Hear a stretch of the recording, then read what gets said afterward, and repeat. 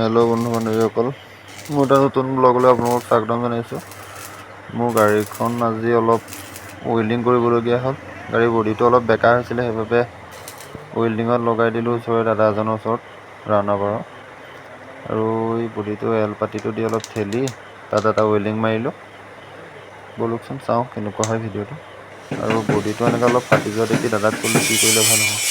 দাদাই ক'লে এনেকৈ প্লেনচিট দি দিয়া, তেতিয়া ভাল হ'ব। দাদা লাগি গ'ল কামত, ৱেল্ডিং কৰিছে। আজি এতিয়াই আৰু কষ্ট কৰিবই লাগিব।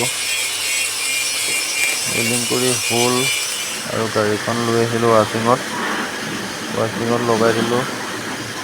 দাদা দুজন লাগি গ'ল, ধুনীয়াকৈ পানী মাৰি চাফা কৰি আছে। ৱাশ্বিঙত ধুলে এটাই ভাল, আৰু বহুত ধুনীয়াকৈ চাফা হৈ যায়। আৰু পানী মাৰি হ'লত চেম্পু লগাই ধুনীয়াকৈ মোহাৰি দিলে গাড়ীখন। চাফ চিকুণ কৰি দিয়াৰ পিছত গাড়ীখনৰ এয়া চাওক আপোনালোকে কি ধুনীয়াকৈ চাফা হৈ গ'ল। পলিচ মাৰি দিলে ধুনীয়াকৈ।